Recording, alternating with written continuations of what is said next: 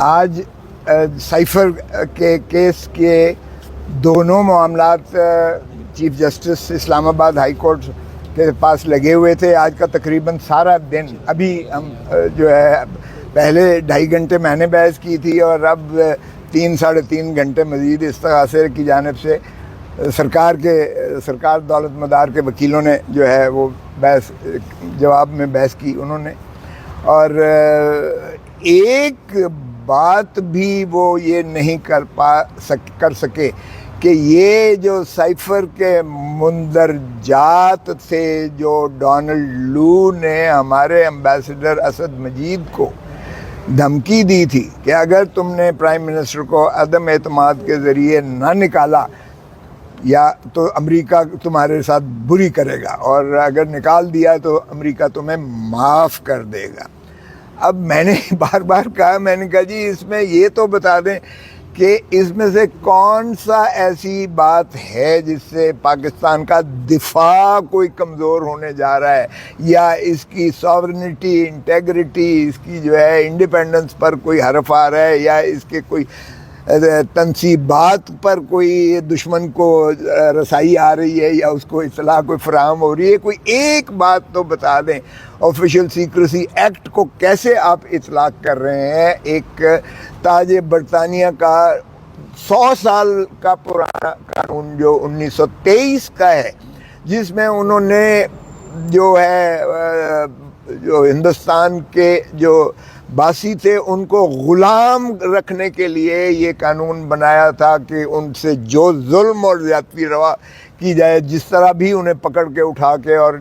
ان کو سزا کر دی جائے. یہ اس قانون کے تحت کیا اب آزاد پاکستان جس میں ایک آئین کی عملداری بھی ہے, ان 25 کروڑ عوام کو بھی غلام کرنے کا جو ہے انہوں نے عزم کر رکھا ہے, کیونکہ یہ پہلی نوعیت کا کیس ہے, واحد نوعیت کا پاکستان کا کیس ہے جس میں وزیر اعظم کو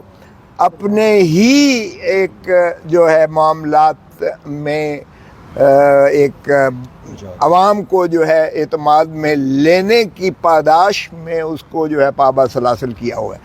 اب اگر وزیر اعظم, میں نے بار بار یہ کہا اور میں نے آرٹیکل 248 پڑھ کے بھی سنایا, میں نے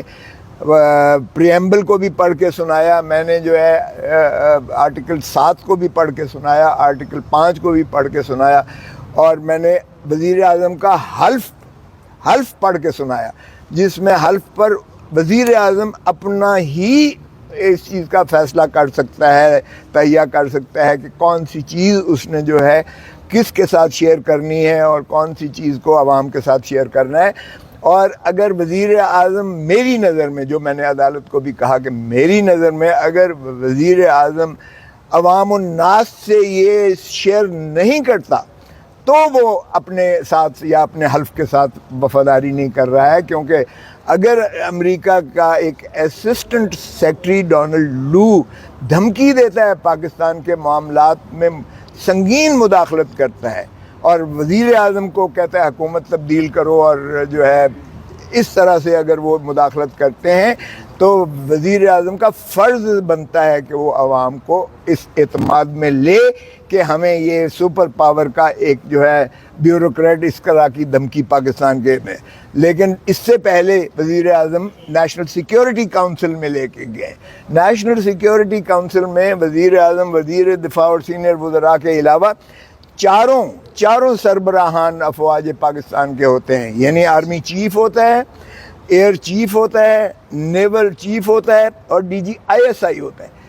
چاروں موجود ہوتے ہیں. یہ یعنی عسکری قیادت پوری پاکستان کی اس میں موجود ہوتی ہے. اور انہوں نے یہ فیصلہ کیا کہ یہ ڈونلڈ لو کا یہ جو فرمودات ہیں ہمارے اسد مجید امبیسڈر کو, یہ پاکستان کے اندرونی معاملے میں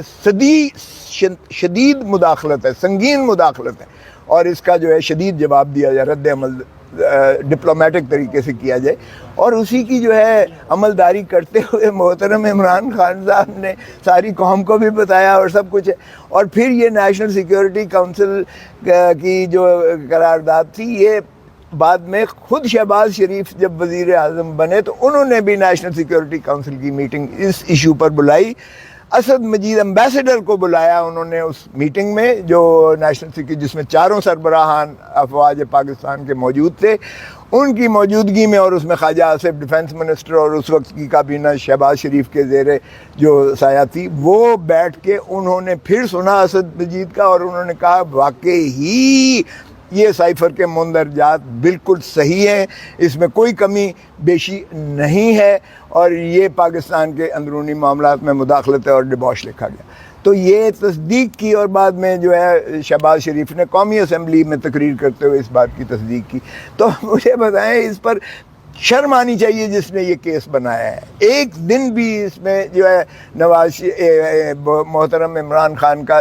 پابہ سلاسل رہنا یا جیل میں رکھنا 25 کروڑ عوام کی عزت اور ناموس کا جنازہ نکالنے کے مترادف ہے۔ ہم کیا ایک غیور قوم کی حیثیت سے میں سمجھتا ہوں کہ پاکستان کو اگر بین الاقوامی طور پر کسی بھی عزت اور وقار کا مقام حاصل کرنا ہے تو پاکستان کو اپنے معاملات جو ہے اپنے ہاتھ میں لینا پڑیں گے، کسی کی ڈکٹیشن نہیں لی جائے گی۔ اور یہی میں نے کہا کہ بدقسمتی سے ضیاء الحق نے بھی جو ہے یہ افغانستان جنگ امریکہ کے لیے لڑی، پاکستان کے شہید کروائے، اور پھر اسی طرح 9/11 میں مشرف نے بھی یہ امریکہ کی جنگ لڑی جس میں پاکستانی شہید ہوئے، اور آج بھی ہم اس کا خمیازہ بھگت رہے ہیں۔ میں نے کہا جی بس کر دیجئے، غلامی بس کر دیں اور پاکستان کو ایک آزاد ریاست کے طور پر کام کرنے دیں۔ اس لیے اس کے کہا گیا کہ عمران خان کو عمر قید بھی ہو سکتی ہے، اس میں کیا کہیں گے؟ سزائے موت بھی ہو سکتی ہے؟ کر دیں جی، کر دیں، اللہ مالک ہے۔ بھٹو کو بھی ہم نے پھانسی لگا دی تھی، آج پاکستان اس کا جو ہے اس سے نہیں نکل سکا ہے۔ آج پاکستان کی جو عدلیہ پر جو حرف آتا ہے وہ عدالتی قتل کہتے ہیں، آج بھی دنیا اس پر ہنستی ہے، اور آج پاکستان کا بچہ جو ہے وہ یہ کہتا ہے بھٹو زندہ ہے، آج بھی بھٹو زندہ ہے۔ تو پھر مجھے بتائیں کہ اس طرح سے کسی کو مارنے سے کیا یہ لوگ کیوں غم و غصہ اور پاکستان کے عوام کا غیظ و غضب کا خدا کا خوف کریں؟ دیکھیں ذرا، آج وہ 70 کی دہائی نہیں ہے، 80 کی دہائی نہیں ہے، 90 کی دہائی نہیں ہے، 2023 ہے آج کا پاکستان ہر ایک کے ہاتھ میں ہر جو ہے وہ موجود ہے، انفارمیشن کا میڈیا موجود ہے،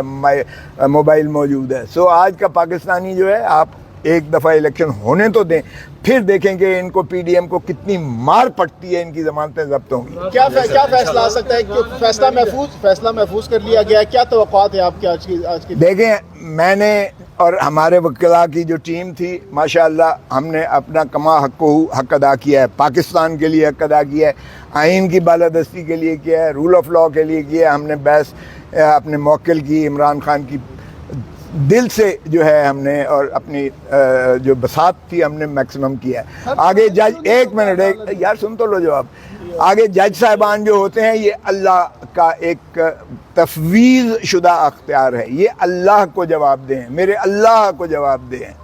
اللہ ہی انشاءاللہ انصاف کرتا ہے، اللہ کے ہاں دیر ضرور ہو سکتی ہے، اندھیر نہیں ہوتا ہے۔ مجھے یقین ہے انشاءاللہ کہ یہ جو ہے کیس ختم ہو جائے گا۔ صاحب اکثر فیصلے جو ہے محفوظ ہونے کے بعد جو ہے سنانے میں بڑی تاخیر کی جاتی ہے، تو آپ سمجھتے ہیں کہ اس کیس کو بھی جو ہے فیصلہ محفوظ کر کے دیکھیں، خانے میں رکھ دیا جائے گا؟ میں نے یہ جو کواشمنٹ کی پٹیشن لگوائی ہے، میں نے ریکویسٹ کر کے انہوں نے پذیرائی کی، مجھے کوئی اس میں ہچکچاہٹ نہیں ہے کہ چیف جسٹس صاحب نے، میں نے کہا جی 17 کو اس نے رکھا ہوا ہے، بلڈوز کر رہا ہے، دلاور والا کام ہم سے نہ کروائیں۔ آپ نے وہ مذاق ہوا تھا، دلاور نے جو 3 سال سزا کی تھی، وہ آج آپ پر بھی حرف آ رہا ہے اور عدالتی نظام پر سارے حرف آ رہا ہے۔ تو آپ مہربانی کریں کہ یہ نہ ہو کہ آپ پینڈنگ رکھیں، وہاں وہ بلڈوز کر کے کر دے۔ 17 کو اس نے فرد جرم کے لیے رکھا ہے، آپ پہلے رکھیں۔ آج میں ان کا مشکور ہوں کہ انہوں نے میری اس بات پر، انہوں نے پٹیشن میری ایک دن پہلے رکھی، 16 کو، بیل پہلے ہی سے لگی ہوئی تھی جس کو سلمان صفدر کر رہے ہیں۔ چنانچہ آج وہ اس وقت تک بیٹھے ہوئے ہیں، اس وقت تک بیٹھ کر انہوں نے کہا کہ کرو بحث، اور کیا میں